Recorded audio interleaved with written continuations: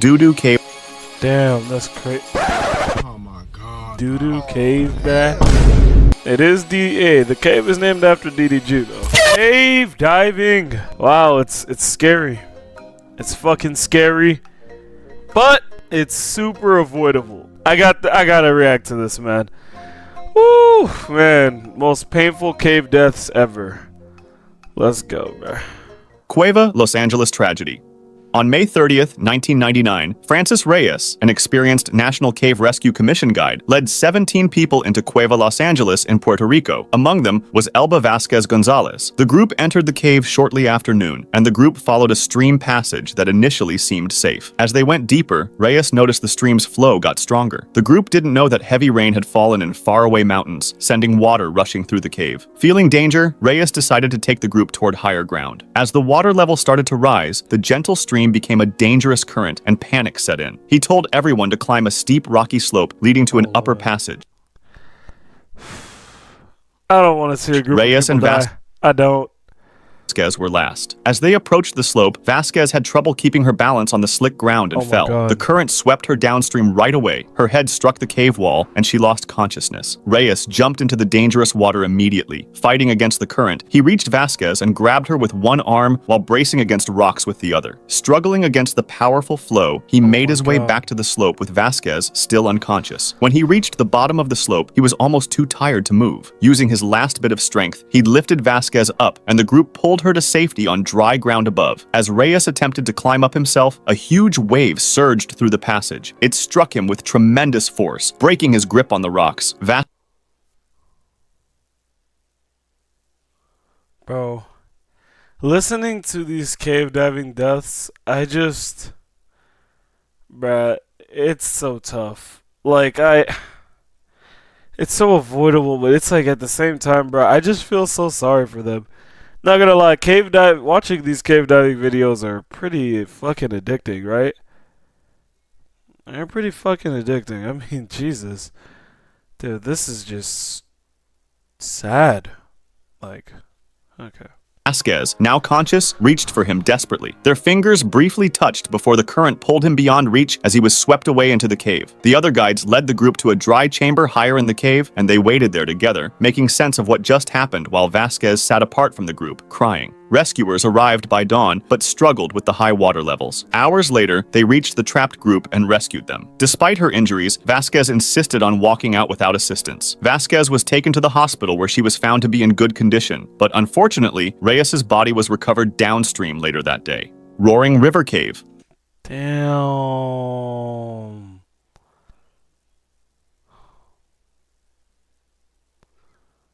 Oh, man. Damn, bruh. That is actually so tragic, bro.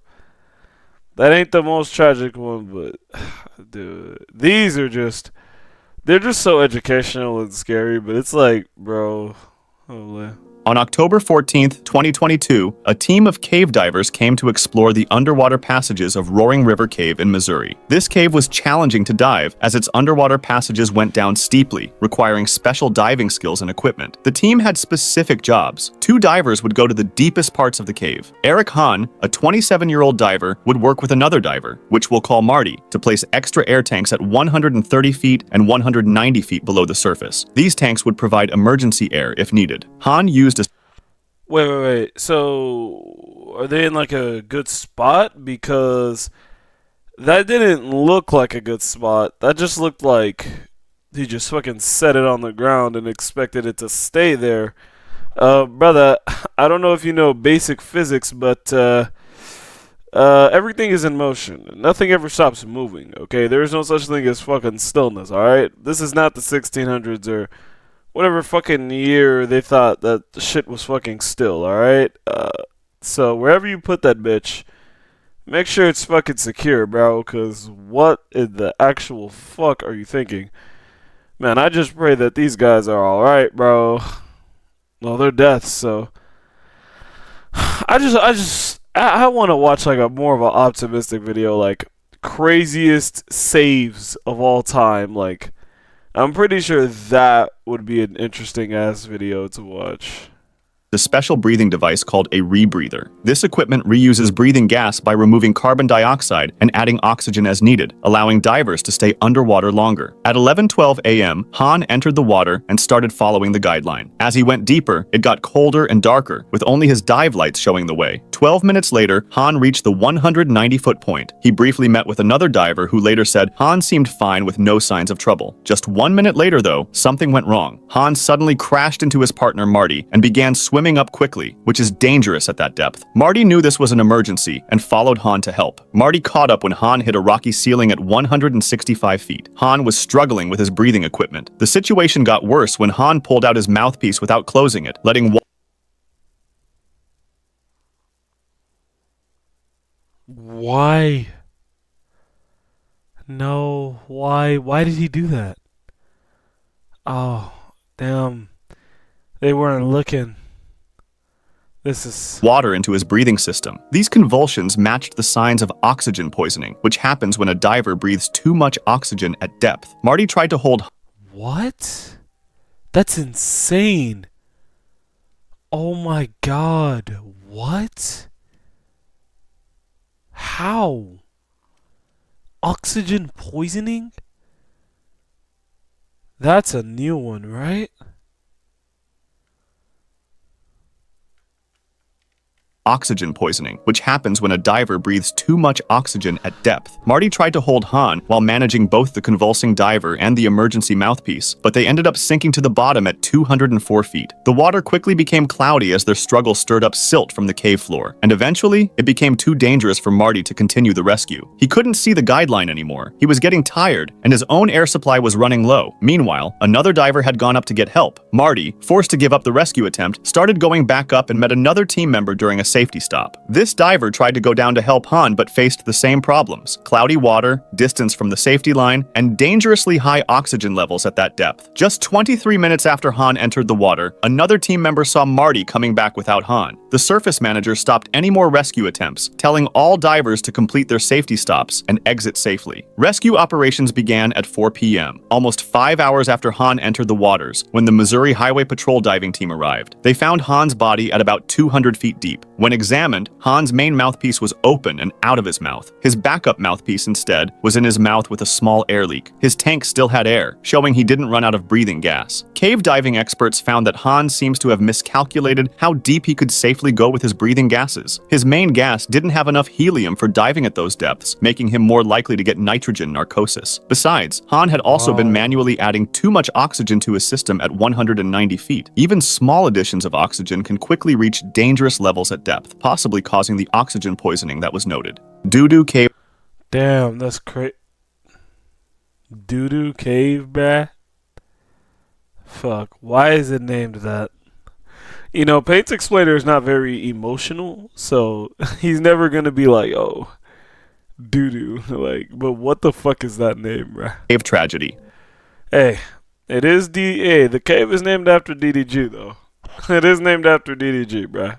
On February 9th, 2019, A cave named after DDG is crazy, bruh. two Italian divers, Carlo Basso and Carlo Barbieri, went to explore the famous El Dudu cave system in the Dominican Republic. This underwater cave is known for its maze-like passages and beautiful scenery that attracts many divers. Okay, wait. Let's ask this question here. Do cave divers live? Like, let's think about that for a second. Like, think about my question for 1 second. Do cave divers live? Think about that. Do they live? Like, has there ever been cave divers that just lived? Like, let's be honest. Basso nor Barbieri had proper training for cave diving, as they only had regular open water diving experience. By 11:50 a.m., they had entered the water. At first, their dive went smoothly as they swam deeper into the cave. What the fuck? As they went further, though, the cave became darker and narrower. Then they made a critical mistake. They left the main guideline and entered a side passage. These side paths are more dangerous, which is why they're set apart from the main line. As they moved through this narrow Bro, I gotta see what a guideline looks like in cave diving.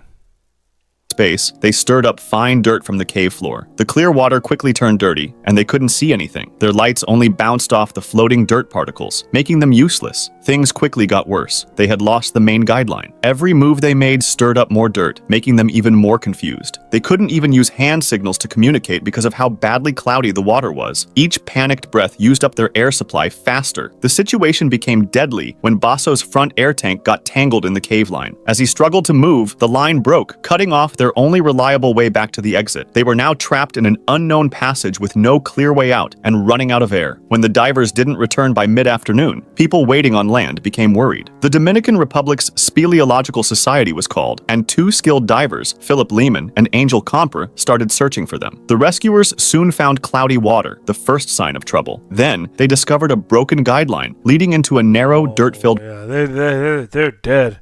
passage. The water was so cloudy, they had to feel their way through. After hours of searching, they had to turn back without finding the missing divers. The search continued the next day. On February 12th, 3 days after Basso and Barbieri entered the cave, rescuers found one of them. Carlo Barbieri's body was stuck in a narrow side passage, in a spot so tight that even the rescue divers had trouble reaching him. His gear was working fine, which means he likely ran out of air or drowned. The rescuers couldn't get his body out because the passage was too narrow and decided to leave the body there. By February 21st, after searching for nearly 2 weeks, the local team stopped looking. The risks were too great, and there was little hope of finding Basso alive. Two American divers, Ed Sorensen and Mike Young, experts in cave rescue, were called to help. After getting permission from worried local officials, Sorensen and Young had 8 days to complete their mission. Using special equipment, including a harness for tight spaces and a 4-point anchor system, they carefully moved into the narrow passage where Barbieri was found. Then, they discovered Basso's body the next day, stuck in a narrow passage beyond where they found Barbieri. Both bodies were eventually retrieved.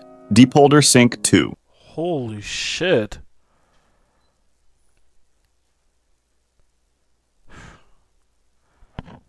Damn. Talk about dying with each other. What?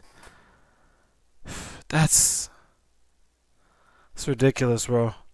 Imagine dying with your best friend. Came in this world alone. You die together, right? It is what it is. On May 11th, 1990, in Hernando County, Florida, 25-year-old Michael Spears and his diving partner Daniel, age 34, prepared to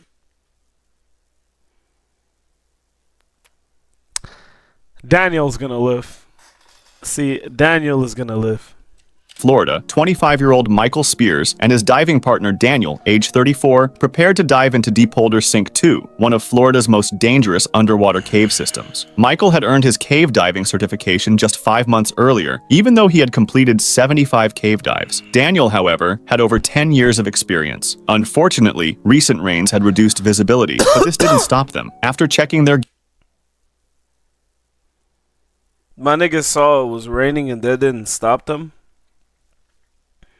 So one has 10 years of experience, Daniel, and the other one underwater cave systems. Michael had earned his cave diving certification just 5 months earlier, even though he had completed 75 cave dives. Daniel, however, had over 10 years of experience. Unfortunately, recent rains had reduced visibility, but this didn't stop them. After Okay, so they're just dumb for going in the rain.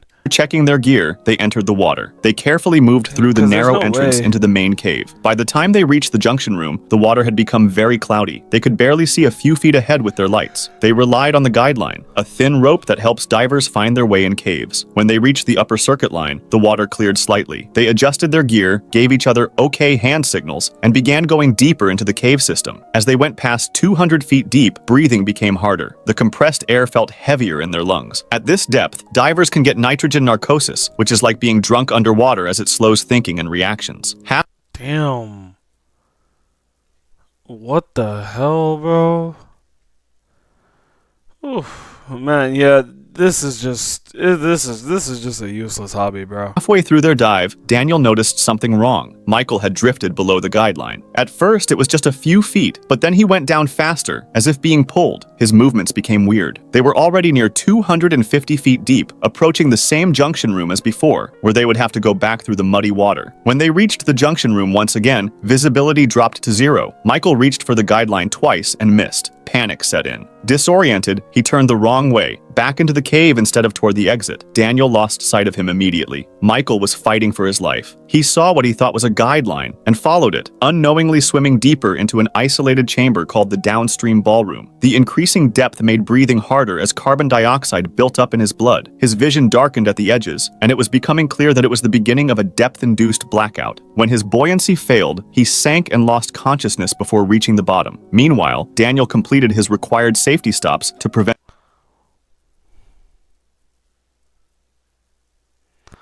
That's so sad. Decompression sickness. Swimming up too fast doesn't give nitrogen enough time to leave the blood. Alright, and then nitrogen travels under high pressure from the lungs to blood. A slow return to the surface lets nitrogen return to the lungs where it is breathed out. Dang, bro. Prevent decompression sickness, a process needed to let nitrogen safely exit the body. At his 30-foot stop, Daniel looked around for Michael but couldn't see him. By the time he reached the surface, other divers had arrived. They went back and— Bro, is that a script? Nah, L script. Not playing. I just said Daniel was gonna live because we have the same name, but yeah, rest in peace to Michael. That's tough. into the cave, following the guideline to the junction room, but couldn't find Michael. The next morning, a team of skilled cave divers began the rescue operation. They carefully followed the guideline to the junction room and into the lower circuit, moving slowly to avoid stirring up more sediment. After hours of searching, at 241 feet deep, they found Michael lying face down. His regulator remained in his mouth and his mask in place, signs he had blacked out before realizing he was in danger. His oxygen tank was still half full. The search took 7 hours. The rescue team secured his body and brought him to the surface. Experts concluded that nitrogen narcosis and depth-induced blackout, worsened by carbon dioxide buildup, had caused Michael's death. Wiki-Washi. Damn, so he didn't even die of drowning. That's just tough. That's tough. Why do niggas oof. So avoidable, man. Oh. Well, Springs tragedy.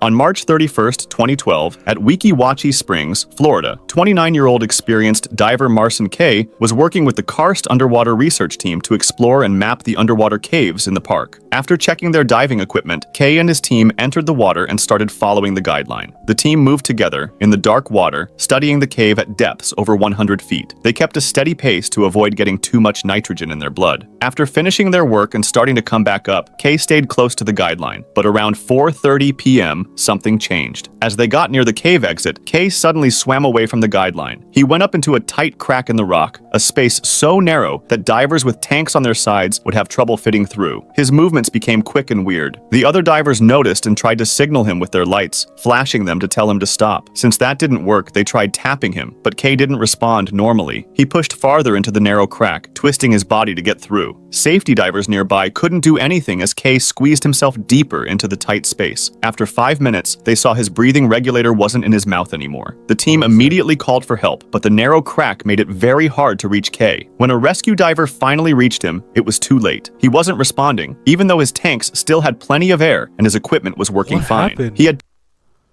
bro, what the vibrating and what the hell? passed out and drowned in the tight space where he was stuck. Kay's body was brought to the surface just before 5 p.m. After the accident, the Karst team explained that Kay didn't deliberately leave the guideline and swim into the crack. They explained he had an air bubble in the blood vessels of his brain, a condition caused by coming up too quickly, which can make a diver confused and unable to think clearly. Paradise Springs. Oh, what? What the hell? Coming up too quickly, which can make a diver confused and unable to think. What the fuck? His brain, a condition caused by coming up too quickly, which can make a diver confused and unable An air bubble in your brain. How does that work? to think clearly. Paradise Springs tragedy. On September 22nd, 1996, at Paradise Springs, Florida, two friends, Jake Miller and Lisa Carter, went diving in an underwater cave. Both knew how to dive in open water, but had no training for cave diving specifically, and to make things worse, they didn't bring a safety line to find their way back. They entered the cave and descended 60 feet when they turned on their flashlights to see as they headed towards the passages. What? Jake Why? went first, with Lisa following. As they went deeper, the passage got narrower. At 148 feet, they had gone deeper than they planned, but they kept going. Suddenly, Jake kicked up dirt from the cave floor by accident, clouding the water, and within seconds, they couldn't see anything. Lisa tried to grab Jake but couldn't find him in the cloudy water. Jake, lost and unable to see, started to panic. He breathed faster, using up his air quickly. While feeling around for a way out, his hand found a narrow crack in the rock. He tried to squeeze through it, but his air tank and straps got stuck in the tight space. He couldn't move, couldn't see, and was completely lost in the dark. Meanwhile, Lisa felt movement in the water. She thought the cave might be falling in, so she quickly decided to swim back to the surface. After reaching safety, she called for help right away. Back in the cave, Jake was struggling to stay alive. His chest was pushed against the rock, his shoulders stuck in the crack. With his air running low, he desperately worked to take off his straps and eventually got free from his tank. He was no longer stuck, but now had no air supply and no light in the dark, cloudy water. Jake pushed away from the rock and tried to swim up to reach the surface. Rescue divers came within an hour. They went into the Damn, they unclutched. cave and searched through the cloudy water. They found that the cave had not collapsed as first reported. They found Jake's body in the crack, but he wasn't stuck anymore. Investigators realized that after freeing himself by taking off his tank and straps, Jake tried to swim to the surface. As he went up, the air in his lungs expanded and likely caused a bubble in his blood, making him pass out before he could reach safety. His body was found floating in the water at 144 feet deep. Lisa survived and later admitted they hadn't taken the risks seriously enough. If you Huh. Well, that is just not sad. That is actually just... Why? Why? Why? Why? And why? Anyway though, cave diving, crazy. Crazy, crazy, crazy.